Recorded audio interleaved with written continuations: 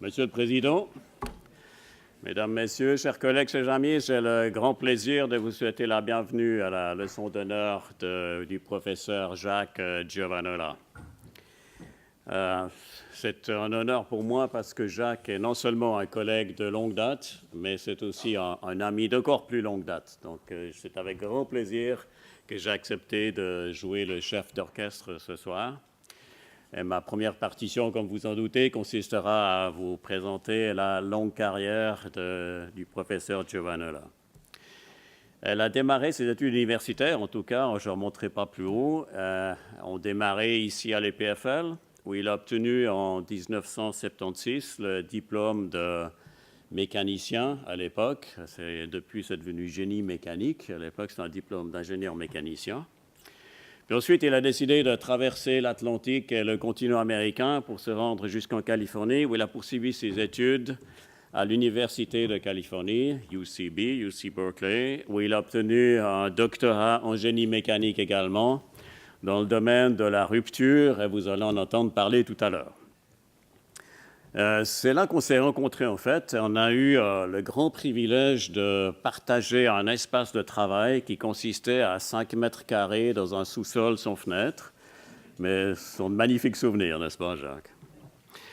Ensuite, après sa thèse de doctorat à UC Berkeley, il a traversé cette fois la baie de San Francisco pour se rendre à Menlo Park, où il a travaillé durant 16 ans, si j'ai bien compté, pour SRI, d'abord comme ingénieur de recherche, ensuite comme senior engineer, et puis finalement comme programme manager.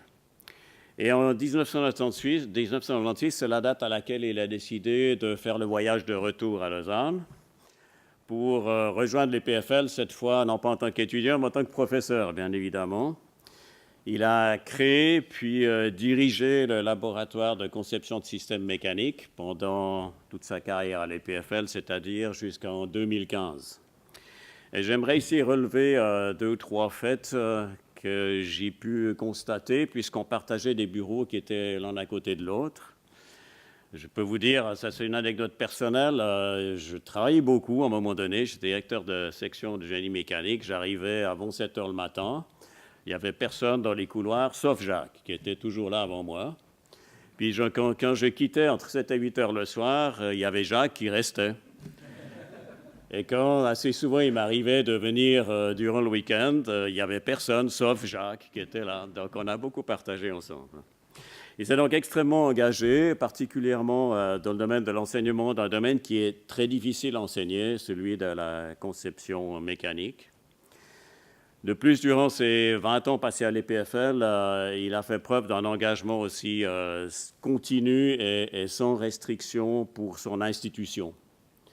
Il n'a en fait jamais cessé de contribuer à l'EPFL de manière très constructive, jamais critique dans le mauvais sens du terme, mais toujours dans le bon sens du terme, mais sans jamais abandonner ses principes. Ça, je trouve que c'est assez remarquable. Il n'a jamais fait de compromis sur les principes qui guidaient ses actions. Et il a aussi, en particulier, et ça c'est une tâche très lourde pour lui, je le sais, a été doyen de l'école doctorale de 2006 à 2012, et tout le monde sera d'accord avec moi, mes collègues, il a marqué de son empreinte cette école doctorale à l'EPFL. Il s'est aussi engagé pour son pays en participant activement à plusieurs organismes et commissions fédérales. Je ne vais pas toutes les nommer ici, mais il n'a pas lésiné de son temps aussi pour ce genre d'activité. Donc Jacques, c'est pour moi un grand professionnel. Il faut que je trouve mon pointeur, il est ici. C'est un grand professionnel, comme vous pouvez vous en rendre compte, mais c'est aussi un père de famille exceptionnel. Et puis, depuis peu, un jeune grand-père. Et là, on partage encore une fois quelque chose ensemble. Hein? Mais j'aimerais dire qu'en ce qui me concerne, c'est avant tout un ami fidèle. Depuis très longtemps, on a beaucoup d'aventures partagées ensemble. Et en particulier, on a un code secret que je vous révèle aujourd'hui, mais que personne ne comprendra, mis à part son épouse Mireille. Voilà, Jacques, je pense qu'il est grand temps que je te cède la parole et que je te cède la baguette de chef d'orchestre pour la suite, pour que tu puisses jouer ta propre partition. Merci, je vous rejoins tout à l'heure.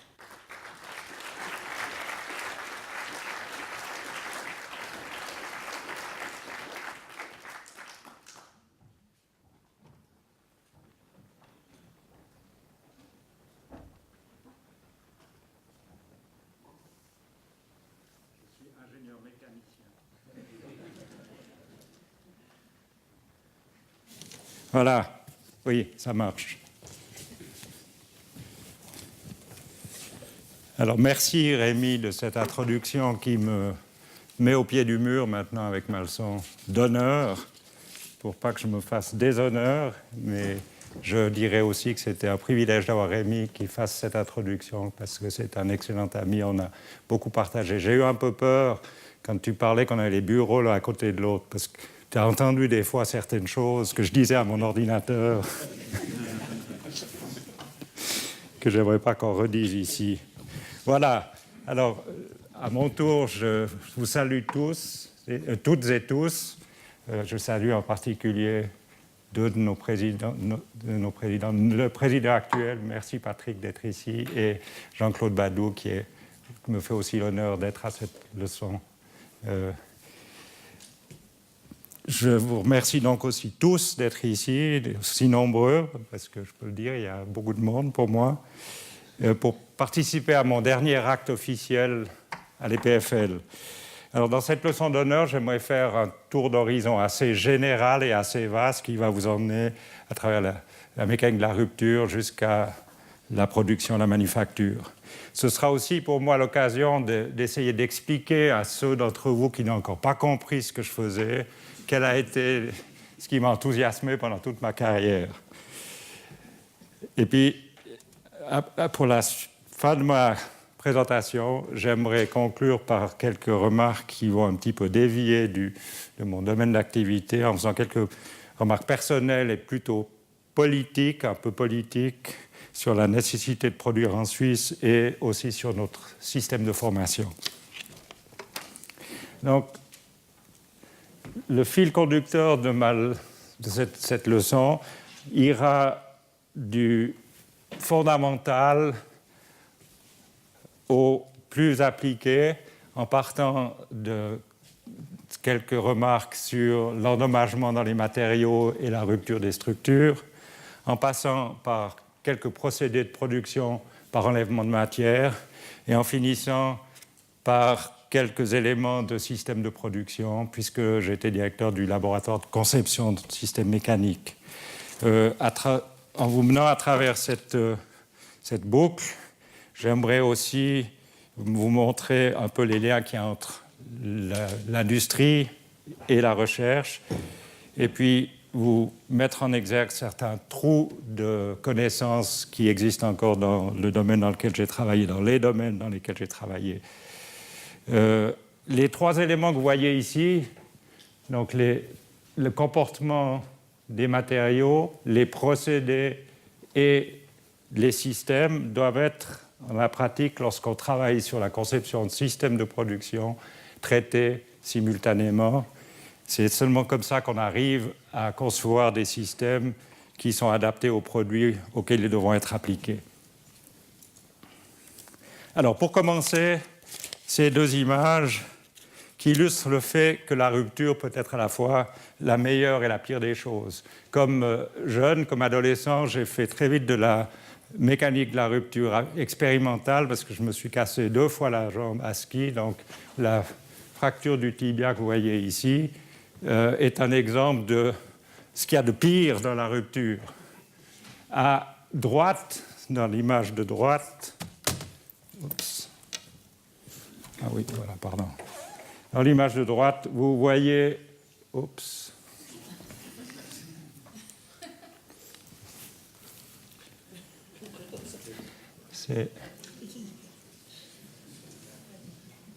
voilà.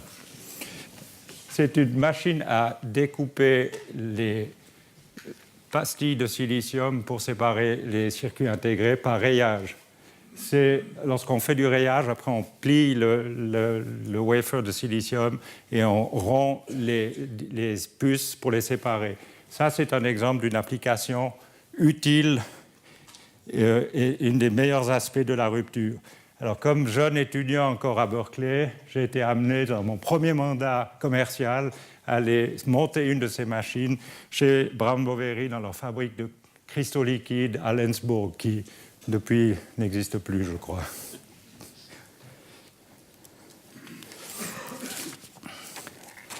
Alors, pour commencer, je vais vous parler de quelques éléments très simples de mécanique de l'endommagement et de la rupture. Je vais d'abord traiter des aspects phénoménologiques, ce qu'on peut observer au niveau macroscopique et microscopique. Je parlerai ensuite de façon très générale et simplifiée des méthodes d'analyse dont on dispose pour prédire l'évolution de l'endommagement et les conditions qui amènent à la rupture. Et puis, ensuite, je me focalise, dans toute cette discussion, je me focaliserai principalement sur les alliages métalliques, sur les verres et les céramiques, pour restreindre un petit peu le champ de la discussion. Pour que tout le monde soit au clair, laissez-moi rappeler ou mentionner l'évolution de la rupture dans les matériaux. On part d'un matériau que j'appellerais vierge et on le sollicite, et j'expliquerai après ce que j'entends par sollicitation. Ce matériau, entre guillemets, vierge est sollicité, on va, au niveau microscopique, créer de l'endommagement dans ce matériau. Et par endommagement, j'entends ici une surface libre interne au matériau. Dans ma carrière, je ne me suis jamais intéressé à des échelles plus petites que l'échelle microscopique. Mes collègues aujourd'hui travaillent au niveau nanoscopique, ils utilisent des éléments de mécanique moléculaire, des codes de simulation de mécanique moléculaire pour étudier des endommagements qui sont à une échelle plus basse.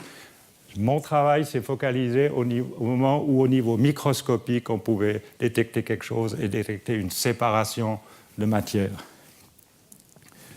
Cet endommagement, si la sollicitation est maintenue, va croître et les endommagements isolés vont se joindre pour former à ce moment-là ce qu'on peut appeler une fissure.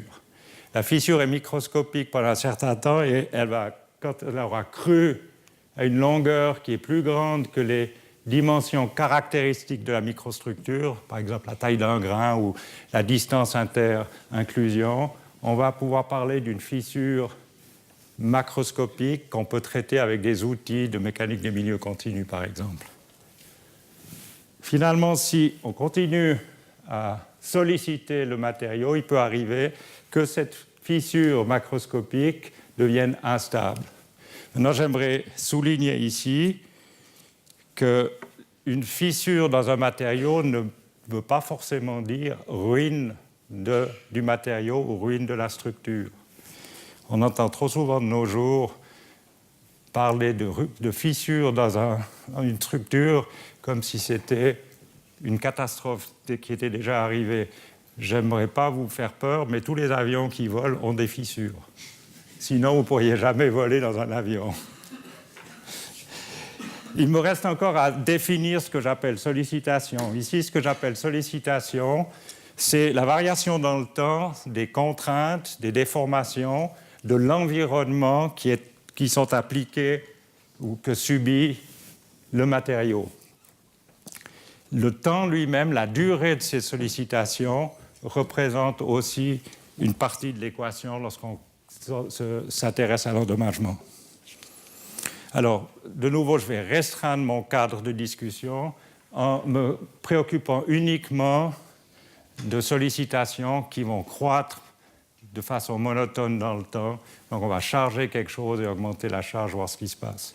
Je ne vais pas me parler ici de choses comme la corrosion sous contrainte, où on a un environnement qui est plus ou moins statique et où le temps et les contraintes résiduelles qui existent vont amener à un endommagement.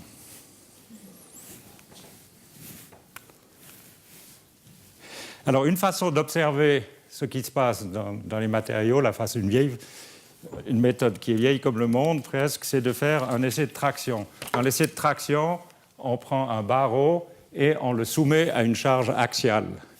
Et on va mesurer la charge et la tracer en fonction de l'allongement que subit le matériau lorsqu'il subit cette charge axiale. C'est cette courbe que vous voyez ici. à partir de cette courbe, on va tirer ce qu'on appelle la loi de comportement du matériau, qui indique comment le matériau se comporte mécaniquement. Pour les aciers et les céramiques et les verres, vous avez dans ces courbes une première partie qui est linéaire essentiellement. Si vous enlevez durant la charge, dans cette partie de la courbe, si vous enlevez la charge, la déformation va revenir à zéro. C'est ce qu'on appelle une déformation élastique. Vous avez tous fait jouer avec un ressort. Eh bien, quand vous tirez sur un ressort, si vous n'êtes pas trop brut et que vous n'allez pas trop loin, le ressort revient en arrière et se remet dans sa position initiale. Il est sollicité dans cette partie de la courbe. Ensuite, vous avez à partir de ce point une zone où il y a une déformation permanente qui va être induite dans le barreau. C'est ce qu'on appelle une déformation plastique. Ici, on va dissiper de l'énergie de déformation et lorsqu'on décharge, on va revenir avec une déformation rémanente ici. Le point maximum de la courbe est ce qu'on appelle la striction. Vous allez avoir maintenant dans le barreau une formation d'une zone de localisation de la déformation et l'état de contrainte qui avant était monoaxial devient maintenant multiaxial, c'est-à-dire qu'au lieu de tirer seulement dans une direction, la matière qui se trouve ici au centre du barreau va subir des contraintes dans 3 directions. Cet état de contrainte triaxial est ce qu'il y a de pire pour l'endommagement de façon générale. Et c'est ce qui va accélérer en grande partie, qui est responsable souvent d'une accélération de l'endommagement. Dans cette courbe, l'endommagement n'apparaît que vers la fin de la courbe. On peut obtenir aussi la loi de comportement des matériaux en faisant un essai de torsion. Alors, au lieu de tirer sur le barreau, ce qu'on va faire, c'est prendre un tube à paroi mince, quelque chose un peu comme ça, et le appliquer à un moment de torsion. Donc, si on fait cet essai, on va avoir le même comportement qualitativement. Maintenant, on applique le moment en fonction de la rotation relative. Et si vous tracez une ligne initiale sur le tube, après la déformation, vous voyez que cette ligne s'est couchée et il y a eu cisaillement de la matière. Alors, cet essai a un avantage sur l'essai de traction, c'est qu'il n'y a en général pas de localisation de la déformation. Donc, on peut déformer beaucoup plus longuement le matériau. Le deuxième point, c'est qu'en cisaillement, les matériaux sont beaucoup moins sensibles à l'endommagement. Donc, ils peuvent subir une déformation plastique beaucoup plus grande avant de commencer à former des endommagements. Donc, cet essai a des avantages. Il a aussi certains problèmes parce qu'il amène à des textures et à des effets qu'on appelle l'effet de Swift qui compliquent beaucoup l'interprétation de l'essai. Dans certains cas particuliers, on peut avoir une localisation de la déformation au niveau du centre de l'éprouvette. Vous voyez ici cette localisation, ce qu'on appelle une bande de cisaillement, et la rupture aura lieu dans cette partie de l'éprouvette. Alors, sur la base de ces 2 essais, on peut déjà faire un premier commentaire, une première observation par rapport à la rupture. On va distinguer 2 types de ruptures. D'une part, la rupture dite ductile. On appelle rupture ductile la rupture qui est accompagnée, dans l'essai de traction, d'une grande déformation plastique ici. L'air sous la courbe ici représente l'énergie qui a été dissipée lors de la déformation. En opposition, on a la rupture fragile. Et en rupture fragile, on n'a pratiquement pas, dans les verres par exemple, on n'a aucune déformation plastique. Donc le matériau cède sans avoir de déformation permanente. Donc ici, on absorbe très très peu d'énergie. Un exemple de matériaux qui se rompt de façon ductile, ce sont les aciers inoxydables de type austénitique. Dans les aciers ferritiques à basse température et dans les verres, on a plutôt le comportement fragile. Alors la première leçon que j'aimerais que vous tiriez de ce transparent, c'est que pour être résistant à la rupture, pour empêcher les fissures de se propager, il faut avoir la capacité d'absorber de l'énergie plastique, de dissiper de l'énergie plastique.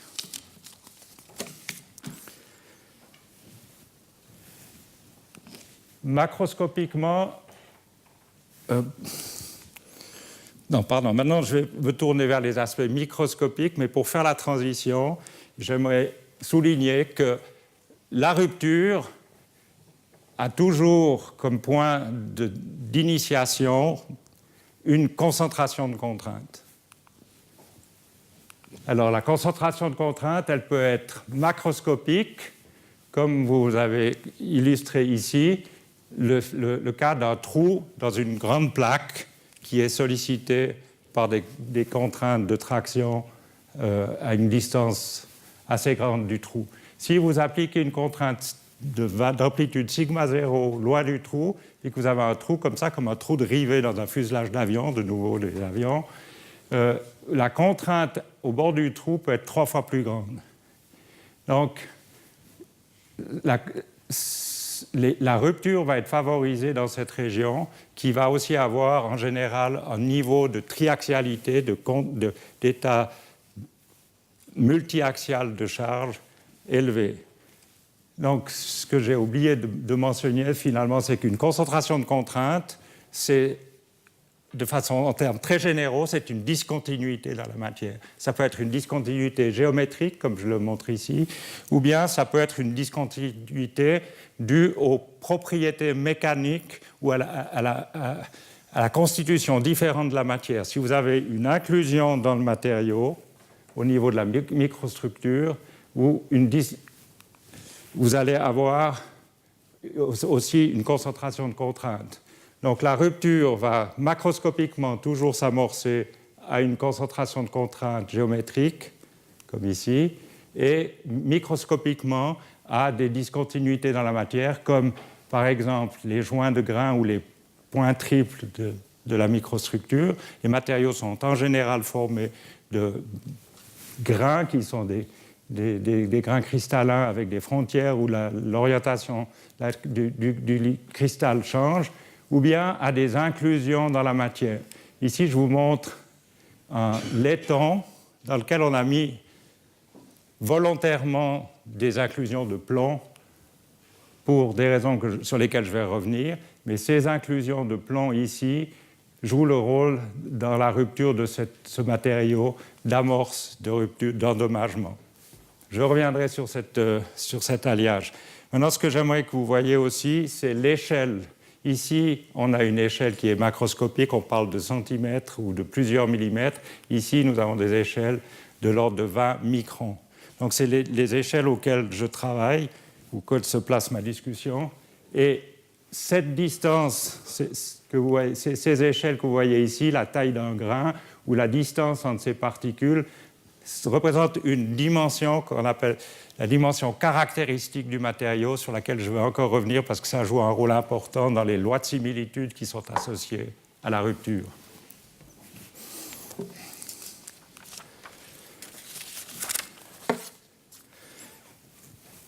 C'est donc au niveau de ces défauts de la microstructure que l'endommagement qui conduit à la formation de fissures macroscopiques va se développer. Typiquement dans les matériaux à comportement ductile, on a deux types d'endommagement. Maintenant, je vais devenir spécifique sur ce que j'ai appelé les séparations dans la matière. Soit ce sont des cavités, comme vous l'avez ici, soit dans des cas assez particuliers de charge, vous avez ce qu'on appelle des bandes de cisaillement qui interviennent, entre autres, on verra plus tard dans l'usinage. Donc ça, c'est pour les matériaux ductiles. Pour les matériaux fragiles, on a essentiellement des micro-fissures, comme vous pouvez voir ici, des micro-fissures dans un acier ferritique qui a été rompu à basse température. Lorsqu'on regarde l'endommagement, ce qui nous intéresse, c'est de savoir comment se forment les premiers défauts, les premières cavités, par exemple. C'est ce qu'on appelle la germination. Ensuite, comment ces cavités, ces défauts vont croître, et finalement, comment ils vont se joindre les uns avec les autres dans un phénomène d'instabilité locale qu'on appelle la coalescence.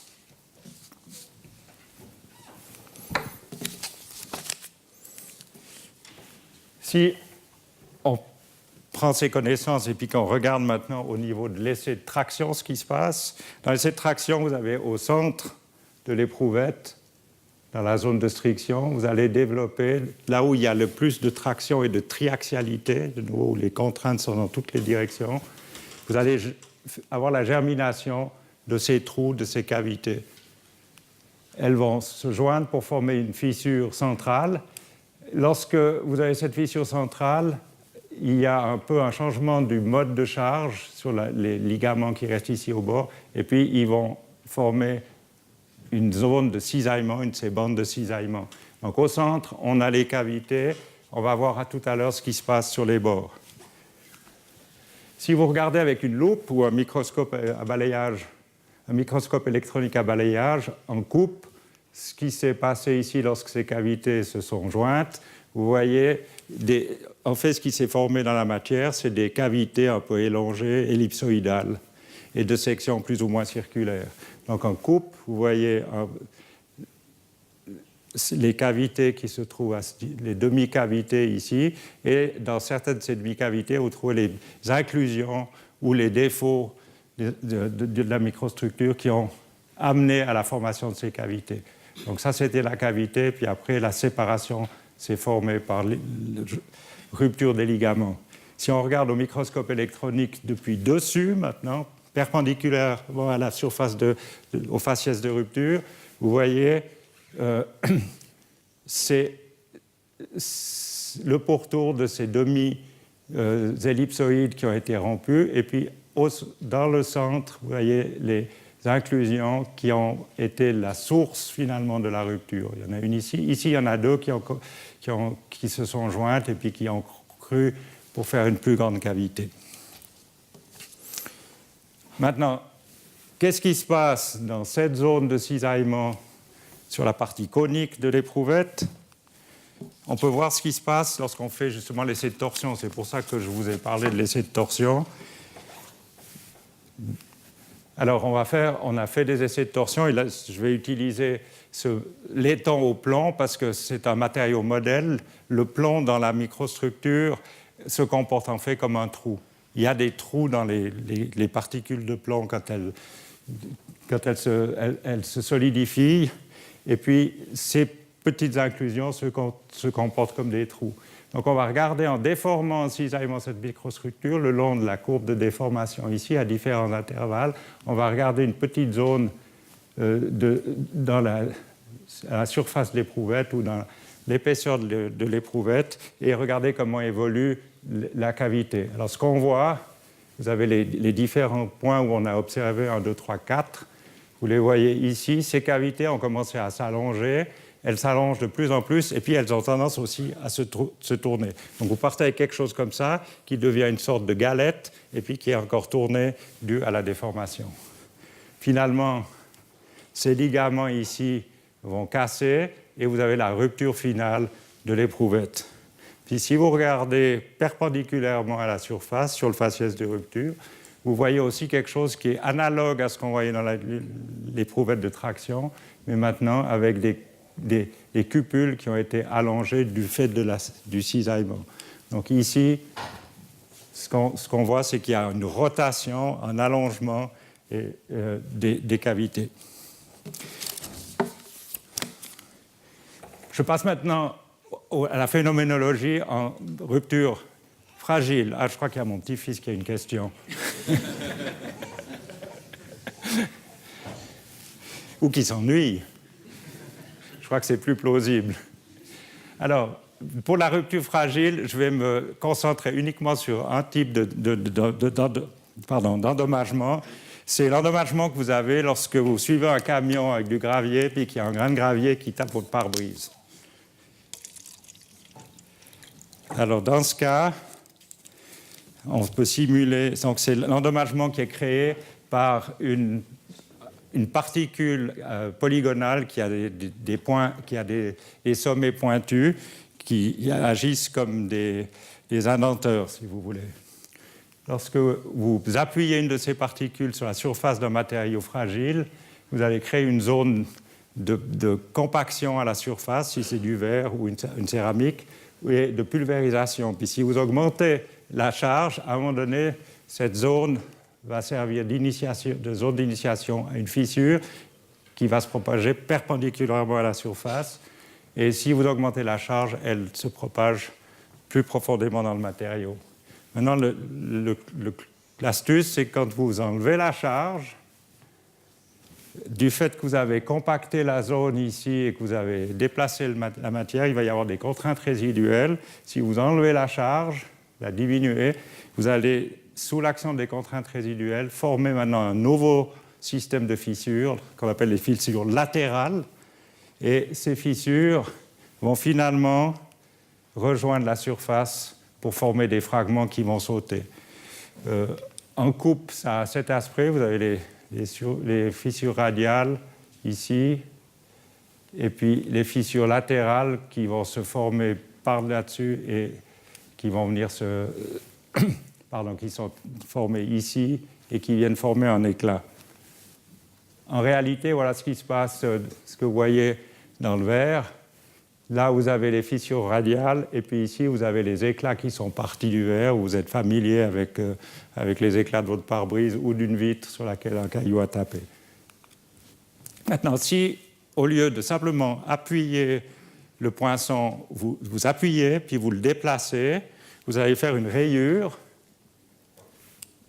et puis générer cette fissure perpendiculaire à la surface le long de la rayure, on voit la rayure de dessus, et puis faire des éclats de côté comme ceci, mais tout le long de la rayure.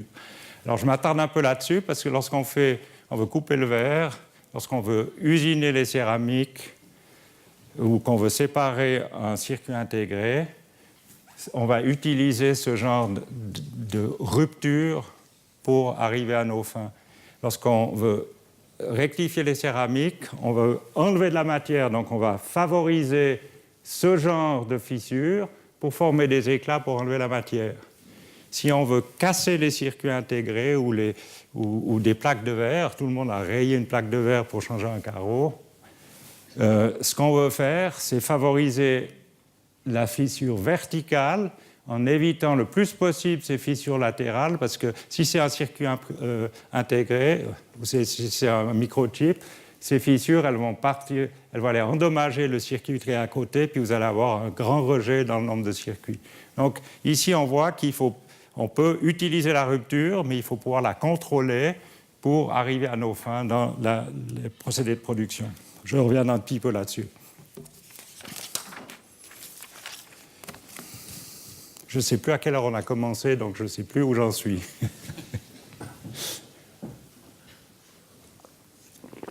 Maintenant, vous avez un petit peu la phénoménologie de la rupture. J'aimerais parler un tout petit peu, mais de façon très générale, de comment on fait justement pour savoir comment contrôler ces ruptures, comment pouvoir monter dans un avion et savoir que l'avion ne va pas exploser. Parce que dans les premiers temps des jets, on ne savait pas, des jets commerciaux.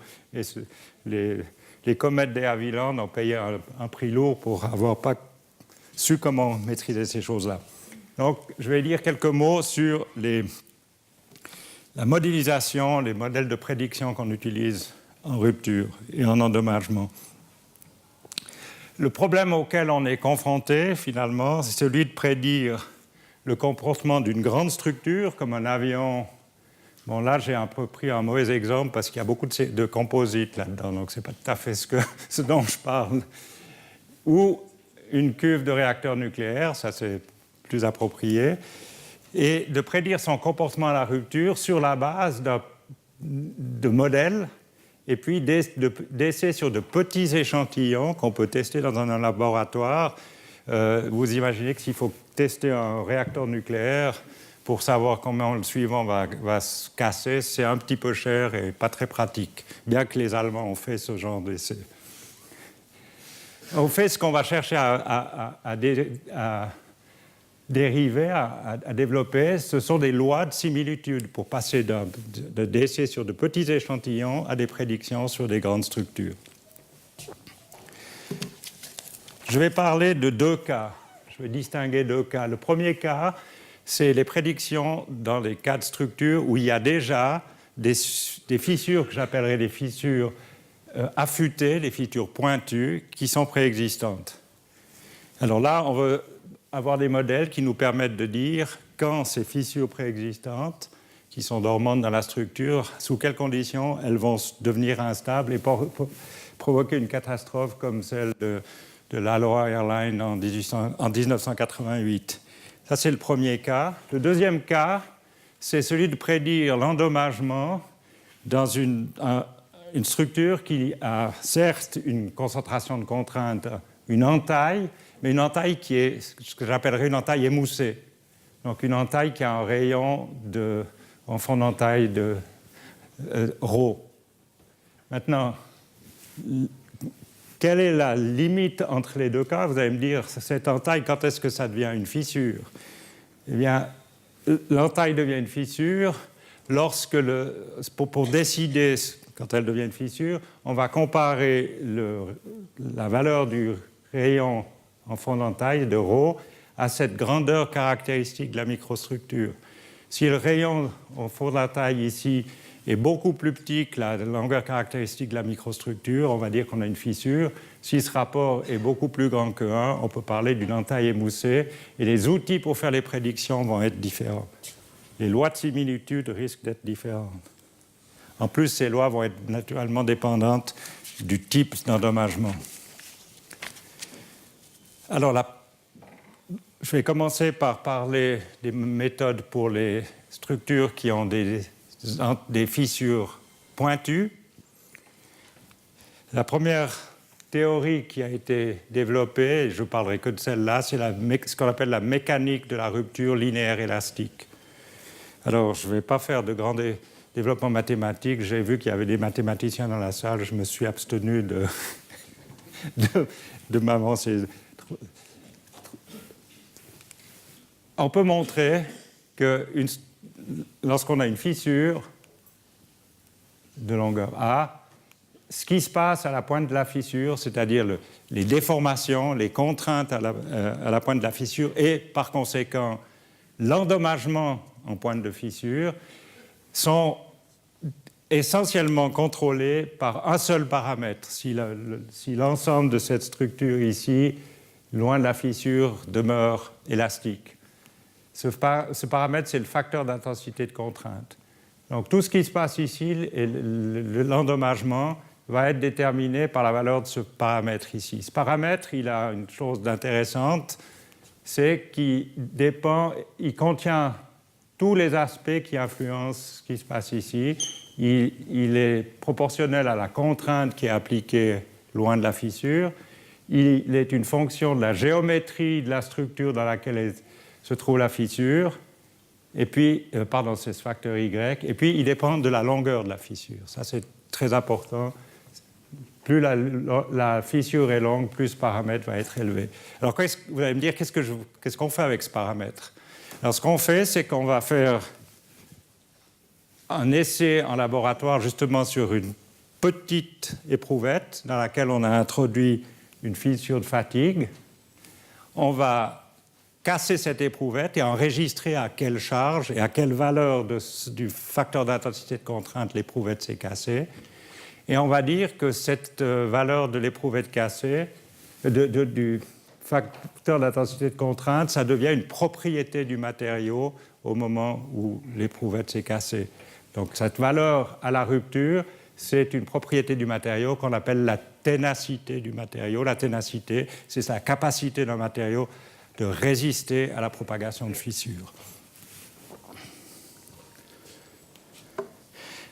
Alors, pour prédire maintenant, avec ça, pour prédire la rupture d'une grande structure, on va utiliser cette valeur critique qu'on a mesurée dans le laboratoire. Pour la grande structure, on va calculer pour sa géométrie, pour les charges appliquées, quelle est la valeur du facteur d'intensité de contrainte, et puis on va égaler K et K1C.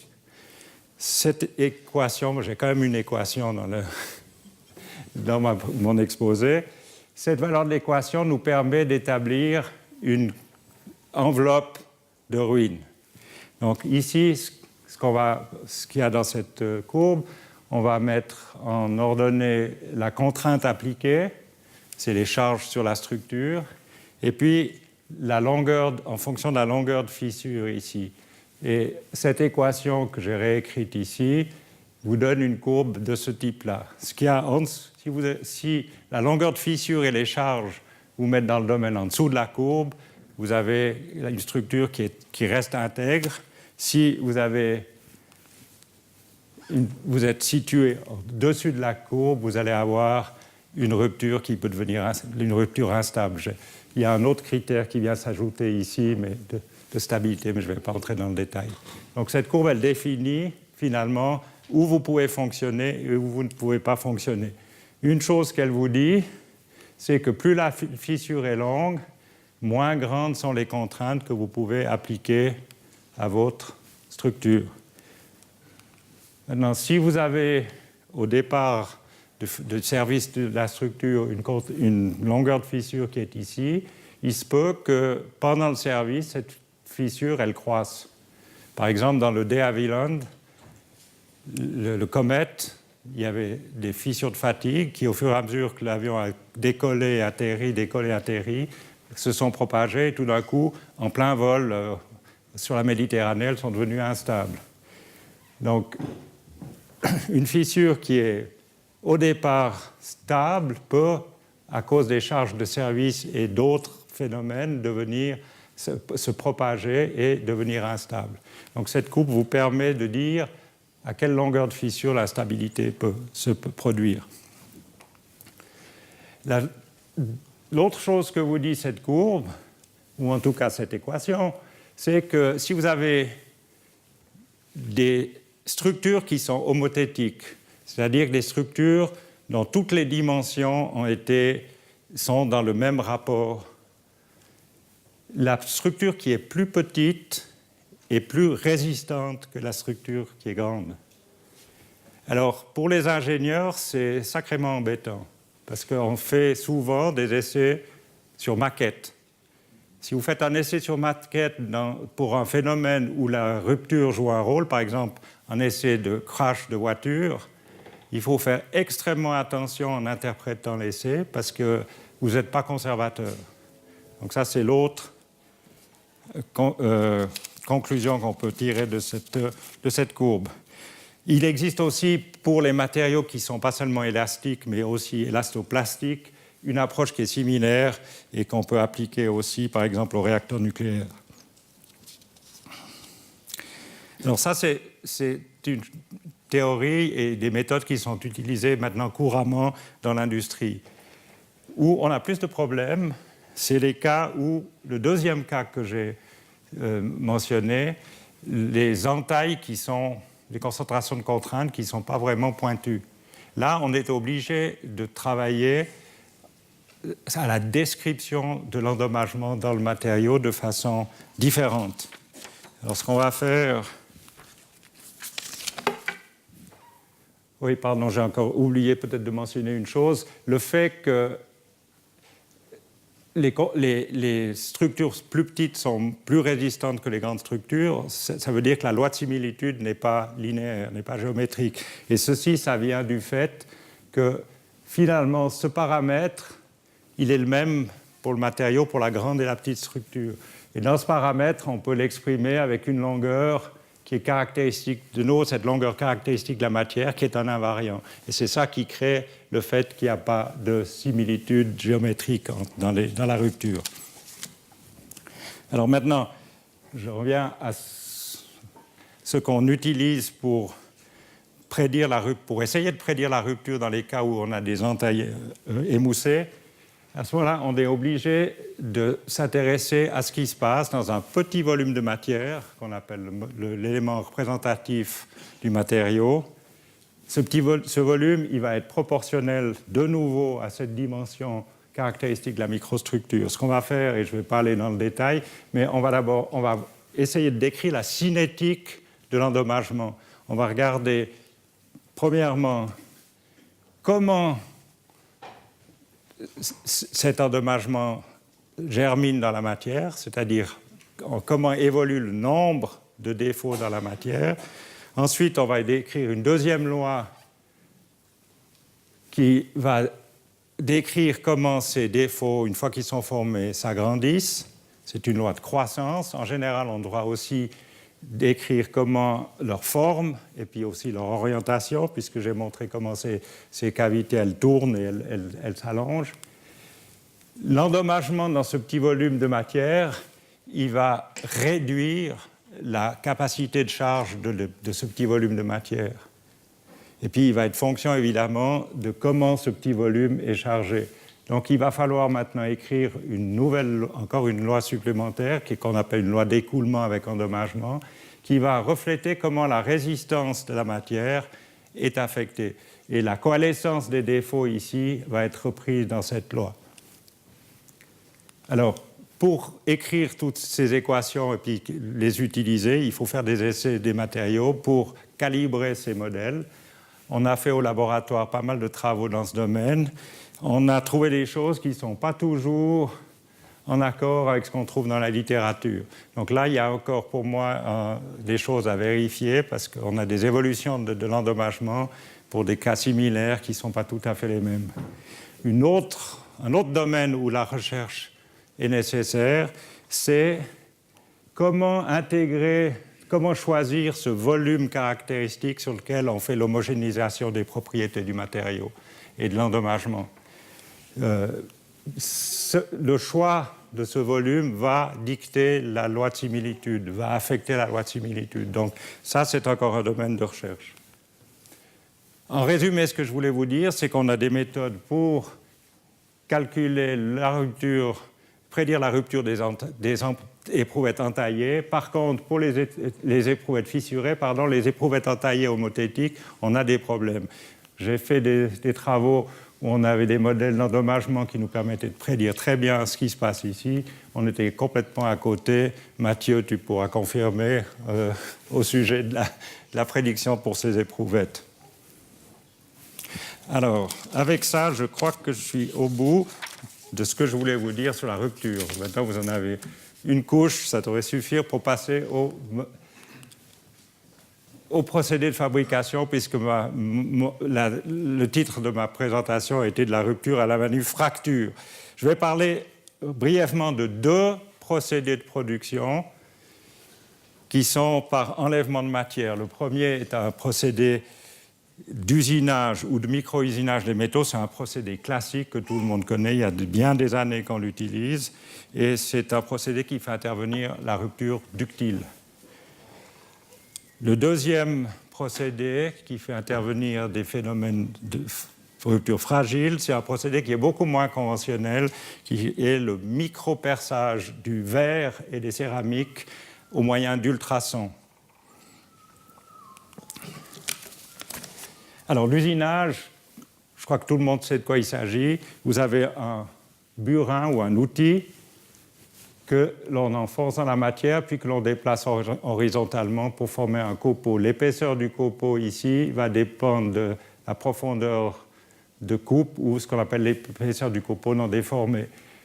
À la pointe de l'outil, il y a une zone de très très forte déformation concentrée à la pointe de l'outil et de fort cisaillement. C'est dans ces zones-là qu'on va avoir ces bandes de cisaillement dont j'ai parlé tout à l'heure.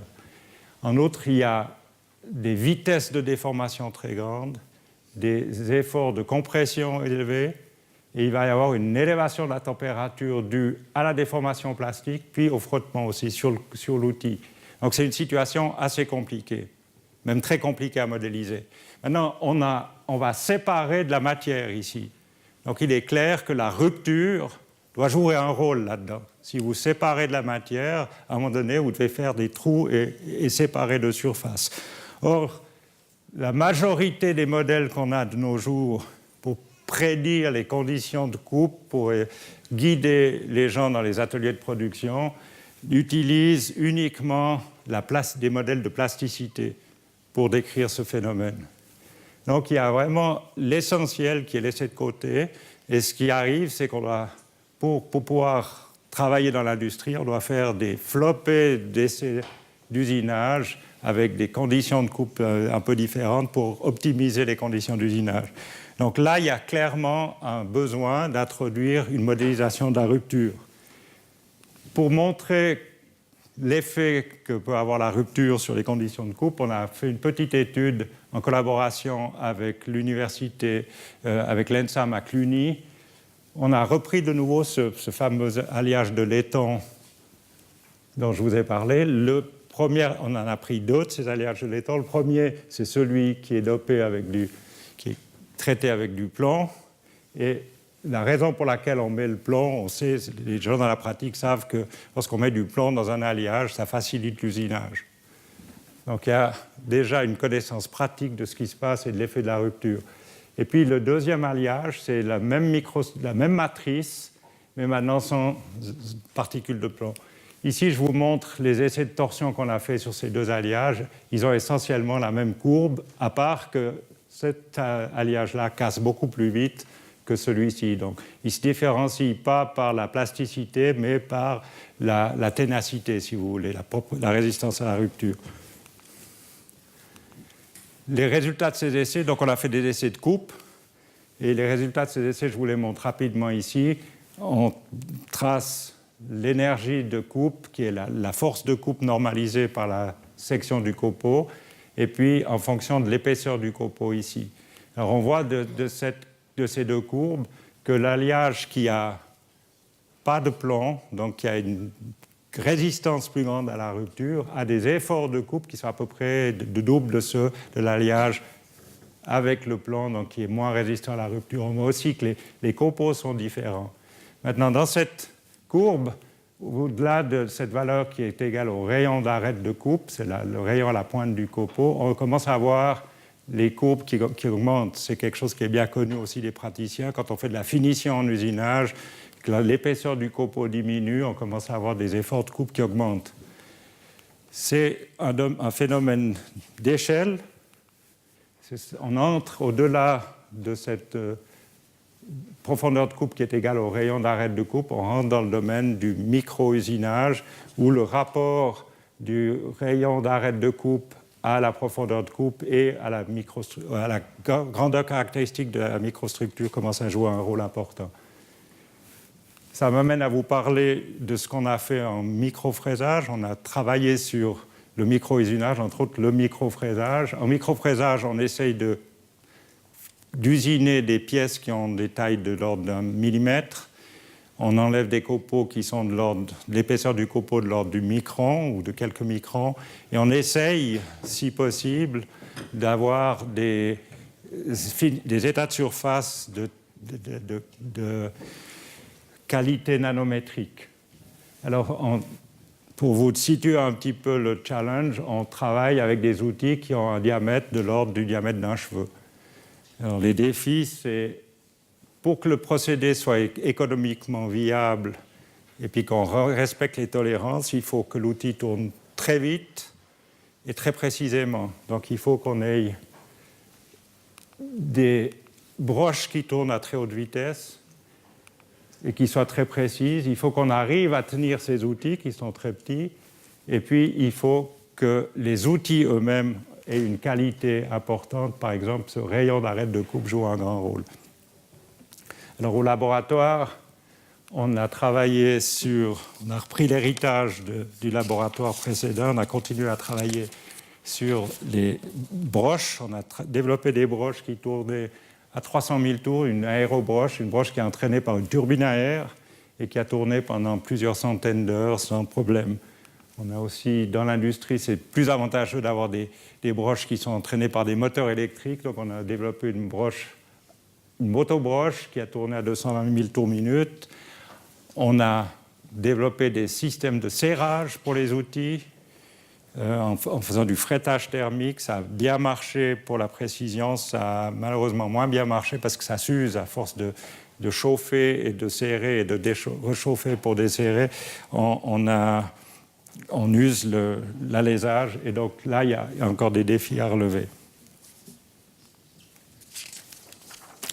deuxième et dernier procédé dont j'aimerais parler, c'est le microperçage par ultrasons des céramiques et des verres. Ici, ce qu'on fait, c'est qu'on a une suspension, une boue abrasive, donc une suspension de particules abrasives dans de l'eau. On fait se déplacer l'outil par rapport à la pièce qu'on veut usiner par des vibrations ultrasoniques à 20 ou 40 000 Hz. Les petites particules qui sont dans la suspension, elles sont soit poussées directement en contact sur la surface, soit elles sont projetées comme des projectiles, le gravier que le camion projette sur votre pare-brise, et ils vont créer ici, dans la surface du matériau à usiner, cet endommagement dont je vous ai parlé tout à l'heure.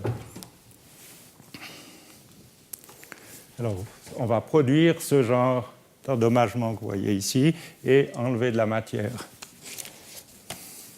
Au laboratoire, on a développé, pour faire des essais et étudier ce procédé, une machine dans laquelle on fait vibrer maintenant la pièce. L'outil que vous ne voyez pas ici, parce qu'il a 200 microns de diamètre, de nouveau, c'est quelque chose de l'ordre d'un cheveu. Il se trouve fixé ici, il peut bouger verticalement, il est guidé par un palier aérostatique.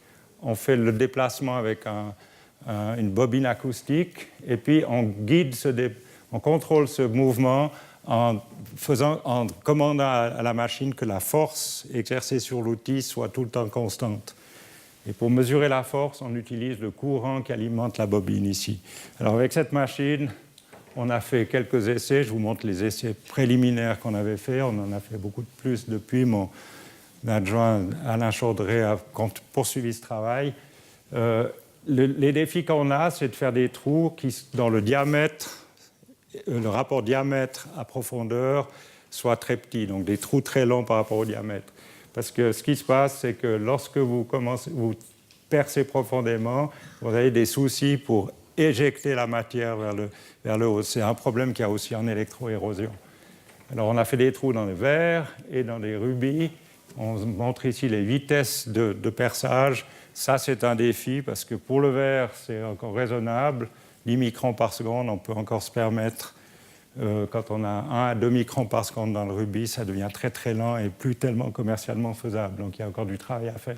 Donc les défis sont l'élimination des déchets pour qu'on puisse continuer à percer ici, l'usure de l'outil et puis l'amélioration de la vitesse de perçage. Alors Alain a continué à travailler sur ce projet. Il a développé une machine où l'outil vibrait et plus la pièce, ce qui est un challenge parce que pour faire vibrer à 40 kHz l'outil de 200 microns, ce n'est pas évident.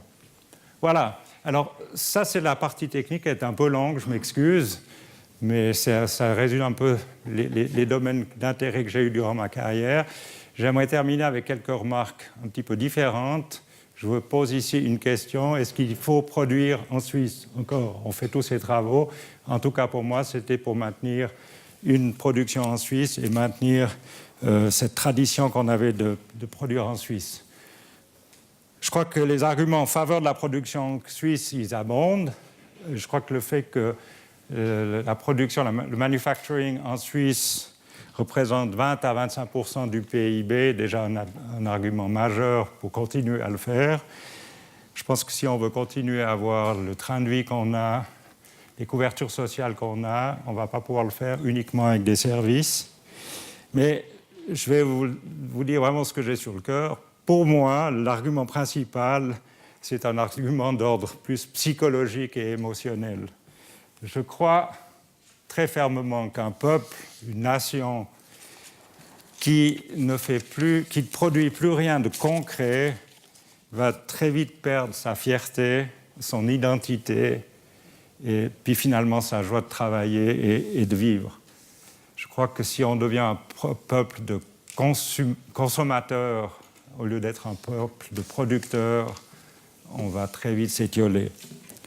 Alors, il y a des nouveaux facteurs, il y a des tas de développements économiques et technologiques qui font qu'on a des chances de maintenir la production en Suisse. On est bon en robotique, j'ai des tas de collègues roboticiens dans la salle, on est bon en informatique, on fait ce qu'il faut dans l'innovation.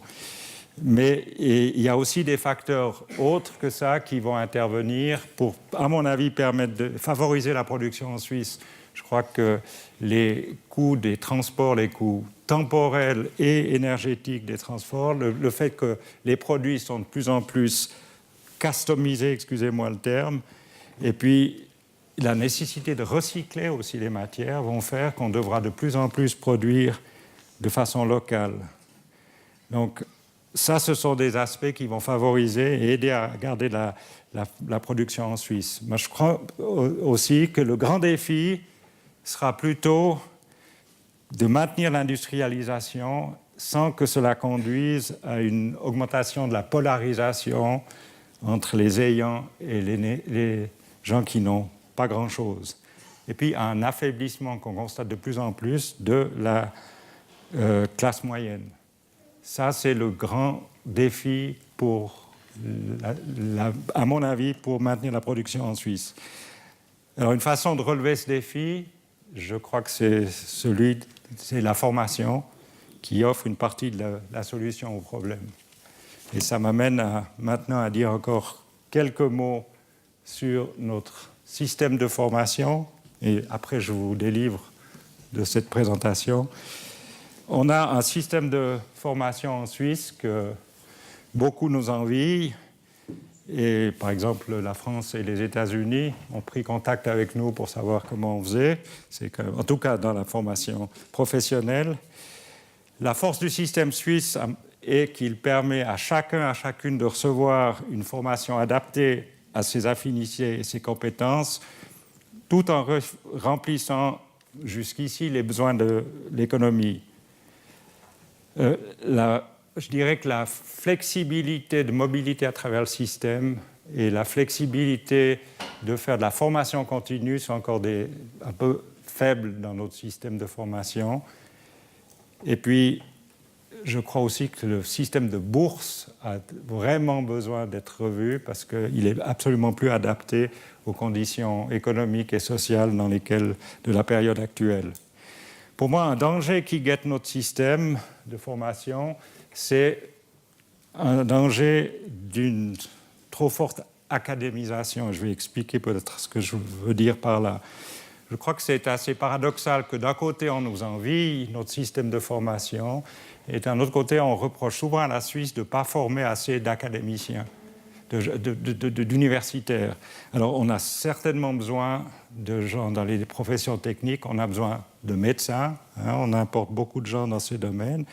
Mais vraiment, pour moi, la question fondamentale, c'est qu'il ne faudrait pas que la Suisse dévie trop vite de son cap et de sa philosophie de formation où toutes les compétences sont formées par le système. Je crois qu'il faut qu'on conserve cette palette de formation allant des compétences pratiques et appliquées aux compétences théoriques. Pour moi, la vraie question, c'est plutôt de reconnaître socialement et économiquement toutes les compétences, toutes les formes d'intelligence à leur juste valeur et de permettre à chacun de trouver une profession enrichissante, au propre comme au figuré, qui rende heureux. Alors dans cette optique, dans l'optique d'une trop forte ou d'un danger d'académisation trop forte de la formation, je dois dire que je vois avec pas mal d'inquiétude le projet qui est déjà peut-être en réalisation de former des doctorants au niveau de nos HES. Alors je comprends tout à fait la motivation des HES. Elles ont un mandat du politique de faire de la recherche et du développement et elles doivent avoir des ressources humaines compétentes pour faire et appropriées pour faire cette recherche. Mais je crois qu'on est en train de faire une très grave erreur en voulant faire des doctorats aussi au niveau des HES. On va affaiblir les aspects pratiques de notre formation. On va semer la confusion sur les titres. Je crois qu'il y a une bien meilleure façon de résoudre ce problème. Et la solution, pour moi, c'est d'avoir une meilleure collaboration entre les HES et les universités de recherche. Il faut faire des projets en commun. il faut qu'on ait des projets qui soient dirigés par des professeurs des HES auxquels on contribue dans les universités de recherche, qu'un professeur, une professeure de HES soit co-directeur d'un employé de la HES qui va faire un doctorat, qu'un prof de l'université de recherche soit le deuxième ou la deuxième co-directeur, co-directrice de ce doctorant ou de cette doctorante, et que l'université de recherche assume la qualité scientifique du doctorat et remette le titre et le diplôme de docteur. Alors pour que ce modèle joue, il faut la collaboration donc, entre les deux institutions, il faut un projet commun. Idéalement, il faudrait une infrastructure partagée et on arriverait à un mélange bénéfique de nos deux cultures. On a déjà expérimenté, quand j'étais doyen de l'école doctorale, il y a eu des cas comme ça qui se sont très bien passés.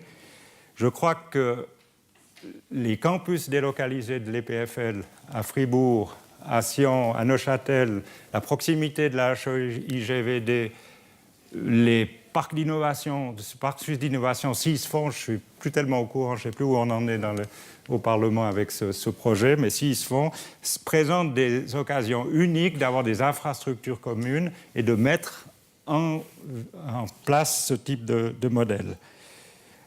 Mais de nouveau, pour que ça marche, il faut qu'il y ait une volonté de faire marcher, il faut qu'il y ait un respect mutuel dans les deux institutions. Et d'après ce que j'ai vu à l'EPFL, je dois dire qu'il y a un effort particulier à faire de la part des universités de recherche dans ce sens. Alors avec ça, je vais clore ma présentation, parce que d'abord j'ai fait très long, et en plus je deviens un peu polémique, donc je vais arrêter avant que les tomates sortent. Donc avec... Oui. Merci encore de m'avoir écouté jusqu'ici et de m'avoir accompagné dans mon dernier acte officiel à l'EPFL. Je reviendrai encore sur des remerciements plus spécifiques.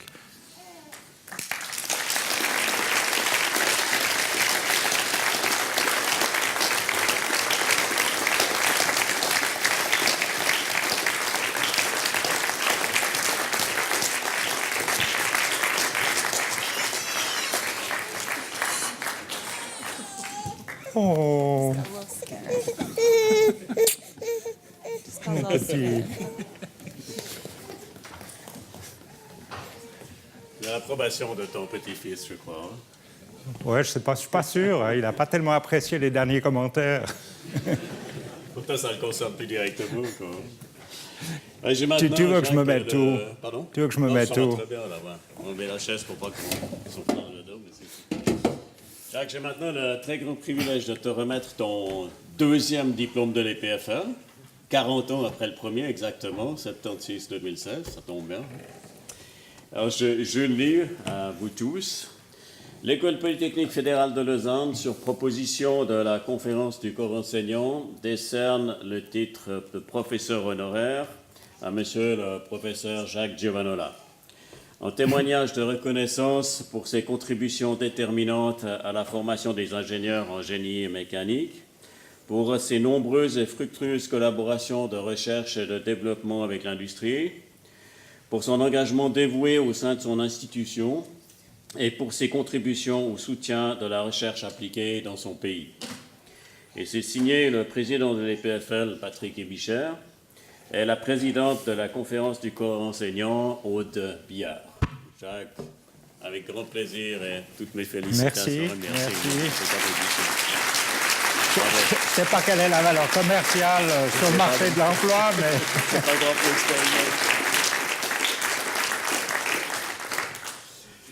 expérimenter. J'aimerais maintenant passer la parole au professeur Chorderet, Alain Chorderet. Où es-tu, Alain?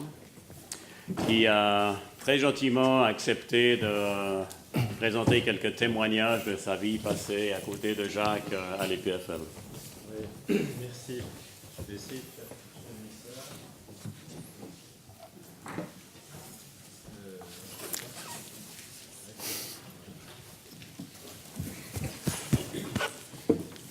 Voilà.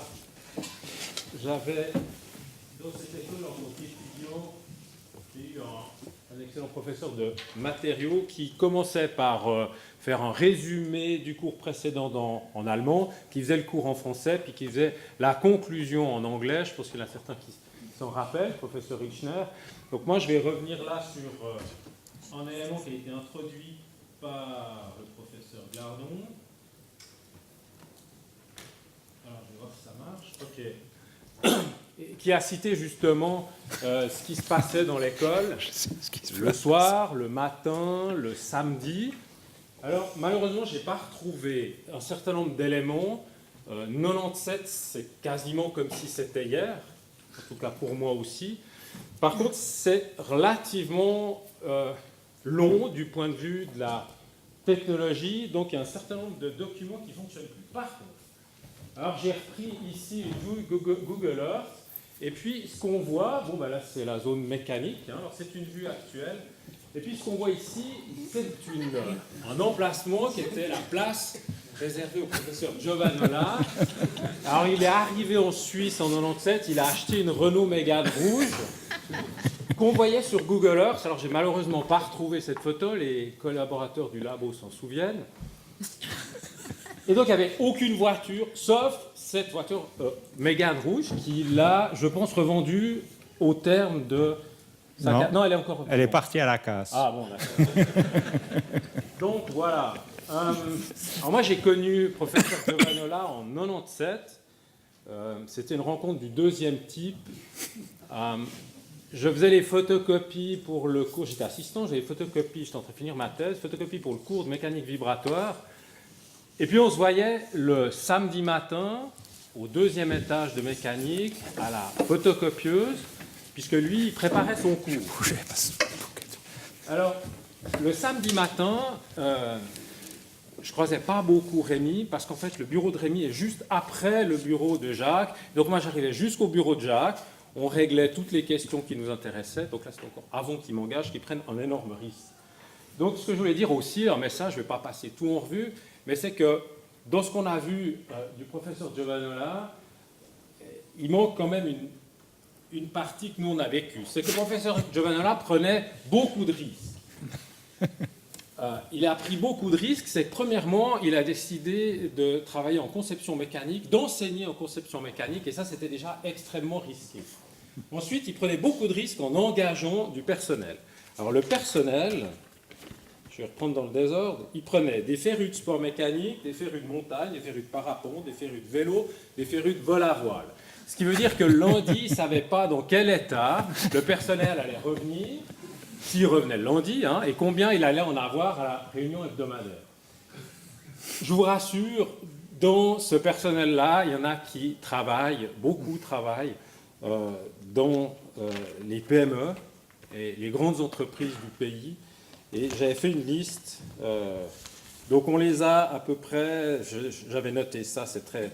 de l'alimentaire à la machine-outil, donc effectivement on en a beaucoup en machine-outil, on en a pas mal d'alimentaire, des grandes sociétés d'alimentaire, du médical à l'horlogerie évidemment, et puis on avait aussi, même dans la compétition automobile, il y en a encore un qui est chez McLaren.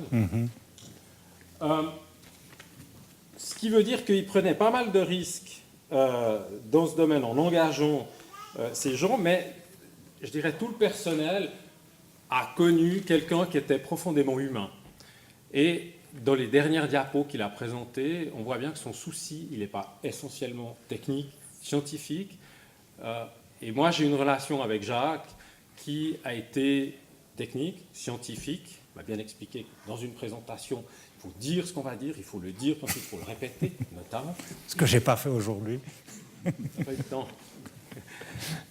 Mais par contre, on a parlé d'énormément d'autres choses. Et je dois dire que je suis très fier d'avoir vu mon fils qui a pu faire ses premiers pas dans les PFL, à pied. Donc je ne sais pas s'il va faire des autres pas dans cette grande école. Donc ça, c'est quand même quelque chose qui est extrêmement important pour moi, c'est qu'on a partagé en tant que collaborateur, donc moi j'ai été depuis 1997 à 2012, énormément de choses et beaucoup de choses qui étaient extra-professionnelles. Par contre, on a fait pas mal d'activités neige, hein. On n'a jamais su s'il savait effectivement skier. Donc, l'histoire de son fémur, je crois qu'il a mentionné, on n'est pas vraiment sûr. Pourquoi? Parce que Jacques travaillait effectivement énormément et je crois qu'il n'a jamais pu participer à la sortie de ski du laboratoire. Donc finalement, on va faire une enquête pour savoir si effectivement il savait skier. Par contre, il était toujours là le soir pour le repas auquel il participait et c'était très très bien. Donc on prend pas mal de risques. En conception mécanique, on développe des systèmes, puis ensuite, quoi de mieux que de les tester soi-même, et puis ensuite d'en faire un produit.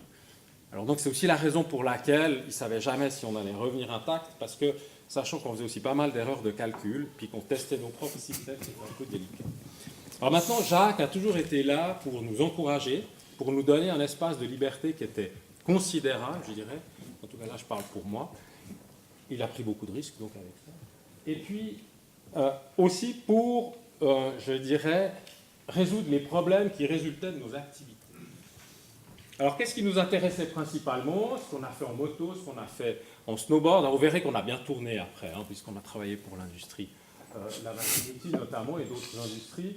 On voulait savoir par où on passait, on voulait savoir à quelle vitesse on passait. Et puis là, j'ai des collègues, en fait des anciens professeurs, que j'ai côtoyés qui nous ont beaucoup aidé à savoir à quelle vitesse on passait dans les virages. Et puis ensuite de voir pourquoi ça ne fonctionnait pas très bien. Donc ça, c'est, je dirais, les aspects où ça fonctionnait bien. Les aspects scientifiques. Ensuite, on a des records LCSM. Alors ça pourrait être des publications. Alors on a fait évidemment un certain nombre de publications. Par contre, malheureusement, on a un certain nombre de records.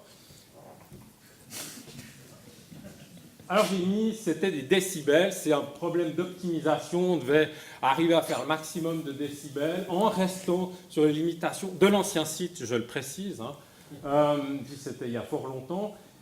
Et puis, disons, je remercie beaucoup Jacques qui observait ça avec une certaine candeur pour finalement avoir dû, oula, pourquoi c'est pas apparu, voilà, répondre au téléphone, puis promettre que, écoutez, je le promets, ils ne feront plus autant de bruit, ils ne vont plus réutiliser cette moto, et puis on va faire autre chose avec cette équipe. Alors effectivement, on a fait pas mal d'autres choses, et Jacques a surtout eu beaucoup d'idées. Vous avez pu le voir dans ce qu'il a présenté, mais il ne vous a pas tout présenté, effectivement. Il lançait beaucoup d'idées, et il écoutait les collaborateurs, il les laissait faire leurs propres tentatives, leurs propres essais et développer leurs idées. Et je donnerai juste un exemple, il y en a beaucoup. Donc là, on parlait de la broche de microperçage. Alors je vais essayer de passer à ce qui nous intéresse, de dire que dans les idées qu'il a lancées, qui ont pu naître à l'EPFL, il est parti un peu trop tôt pour nous, mais largement assez tôt pour ce qu'il a fait. Mais disons qu'on a pu les poursuivre. Et on va passer directement, si j'y arrive, voilà, quelle merveille. De dire qu'au final, on arrive à faire fonctionner quelque chose qui est quand même, je dirais, ce qu'il nous a toujours appris, c'est... Donc là, une broche qui tourne maintenant à 500 000 tours et qui fait du microperçage à 21 Hz. Donc, j'étais extrêmement content quand j'ai obtenu ce résultat. Et puis, d'un autre côté... J'étais extrêmement content d'avoir pu poursuivre le travail qu'on avait commencé ensemble et d'avoir pu le réaliser. Donc là, je n'ai pas vu du tout sa présentation, mais je pourrais rebondir sur la question de la collaboration entre les différents instituts de recherche qu'on a dans ce pays.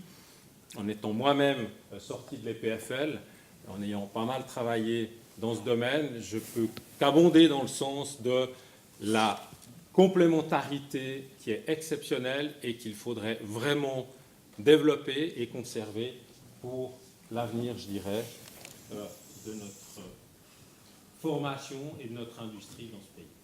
Alors, moi, j'ai simplement un grand merci à adresser à Jacques. Je l'adresse personnellement, mais je pense que je prends toute l'équipe qui a œuvré, je dirais, sous la direction de Jacques depuis 1997 jusqu'à ces derniers temps. On n'a pas de témoignage d'étudiants, je n'ai pas été étudiant sous l'ère Jacques Giovanola. Par contre, on a pas mal travaillé sur le plan d'études. Et j'ai eu beaucoup d'ingénieurs ou de jeunes étudiants qui avaient eu la formation de Jacques. Donc, je sais ce qu'il en a été. Voilà, merci beaucoup, Jacques, pour tout ce que tu nous as apporté.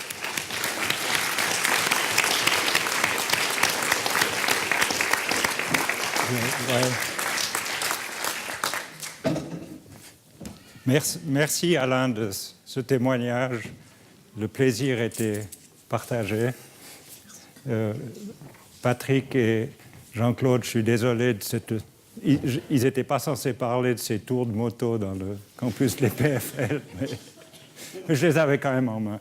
Alors, je ne voudrais pas trop prolonger, mais j'ai quand même moi aussi quelques remerciements à faire. J'aimerais remercier des gens et dire un mot de conclusion. Il y aura évidemment, après ce petit... Aïe, maintenant... T'as fermé, moi, non? Tu m'as cloué le bec, au fond. Attends, alors... Voilà, pardon. Oui.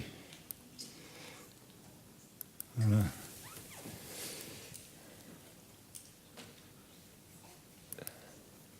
Je m'excuse pour tenir si longtemps. Ah non. Bon. Allez.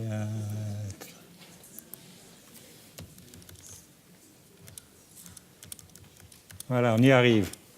Bon. Donc, tout ça pour vous dire merci.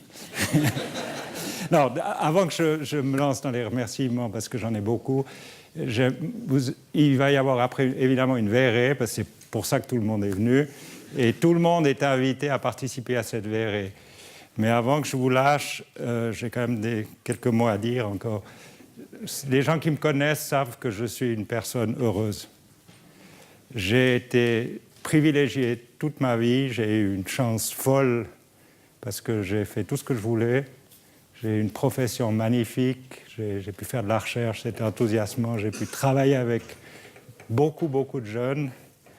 Donc j'ai été comblé. Quand on a autant de chance, on a beaucoup de remerciements à faire. Je vais essayer de faire très rapidement, et ceux que je ne remercierai pas nommément, je vous prie de m'excuser, mais j'aimerais pas trop faire, donc pas trop prolonger. Tout d'abord, j'aimerais dédier cette leçon d'honneur à deux amis très chers qui m'ont beaucoup marqué et qui malheureusement nous ont quittés il n'y a pas très longtemps. Gérald, Nicole, merci pour tout ce que vous m'avez apporté et les moments de joie que nous avons partagés ensemble. Ensuite, j'aimerais dire merci à tous mes étudiants qui ont eu la patience de me tolérer pendant bien des mois et bien des cours, les étudiants de bachelor, de master, de doctorat. Ça a été, pour moi, la motivation la plus grande pour venir à l'EPFL, c'était de travailler avec les jeunes. Et ils m'ont appris à constamment me remettre en question, ils m'ont appris la culture du doute qui est si fondamentale lorsqu'on fait de la recherche. J'aimerais ensuite remercier Alain et tous mes collaborateurs du LCSM, en particulier ce que j'appellerais ma garde rapprochée, ceux qui ont travaillé très étroitement avec moi. Il y a d'abord eu Pierre Pahut, avec qui j'ai beaucoup appris sur la conception. Il y a eu Daniel Kremer, Alain Chauderet, Kossi Abgeviad. Il y a, mais évidemment, les secrétaires de notre laboratoire, Fabienne Allaire, puis celle qui a supporté le laboratoire pendant de très longues années, Claire Chabanel, et finalement Petra Bendel qui m'a aidé à fermer le laboratoire. J'aimerais aussi remercier Claude Ramseyer qui, n'étant pas du labo, a quand même contribué énormément à notre tâche d'enseignement.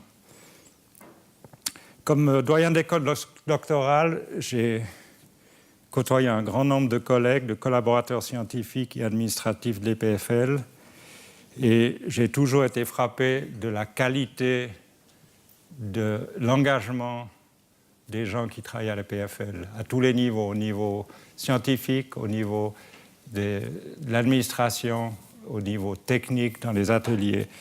Et je remercie en particulier les gens de la DAF et des ressources humaines avec lesquels j'ai beaucoup travaillé quand j'étais doyen d'école doctorale. J'aimerais remercier aussi ma garde rapprochée à l'école doctorale. D'abord, Hélène Morigi-Rapa, qui m'a pris en main quand j'ai repris l'école doctorale, sinon j'aurais pédalé dans le cirage, parce qu'Andreas avait bien préparé tout le boulot, mais après, il m'a dit « c'est ta chose ». Et c'était juste, Andreas, je ne te fais pas de reproches. Mais donc, Hélène Morigi-Rapa, ensuite Verity Elston, Jean-Marie Furbinger et Fabienne Haller qui m'ont vraiment aidé à accomplir le travail. J'ai eu le privilège de côtoyer 4 présidents ici à cette école. Je travaille aussi même avec le président élu. Il y a 2 présidents que j'aimerais remercier très particulièrement. D'abord, Jean-Claude Badou. Jean-Claude, tu m'as appelé à venir travailler ici à l'école. Je te remercie de la confiance que tu m'as montrée en me permettant de travailler ici à l'école. Je te remercie de la patience que tu as eue pour me convaincre à venir travailler à l'école. Ça a pris un certain temps. Et j'espère que j'ai accompli la mission que tu m'avais confiée dans le mieux possible.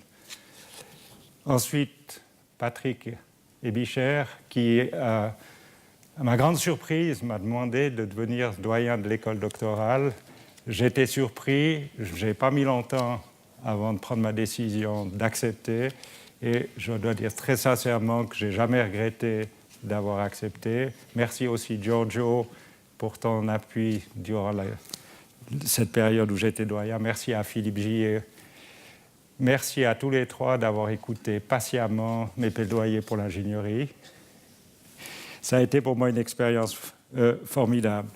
J'aimerais remercier le Fonds national et la CTI pour leur support financier de nos projets et tous nos clients, nos partenaires industriels avec lesquels j'ai eu un énorme plaisir à travailler parce qu'ils ont toujours maintenu nos activités avec les pieds dans la réalité.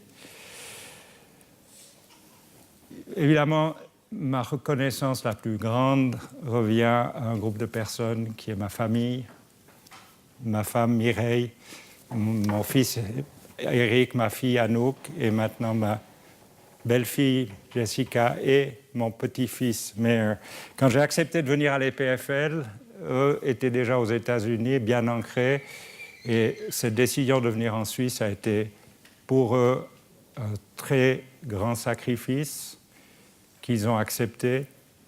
Et pendant plus de 15 ans, ils ont fait marcher une famille à travers un océan et un continent. Et, croyez-le ou pas, contre toute attente, ça a quand même marché. Et ils sont ici aujourd'hui.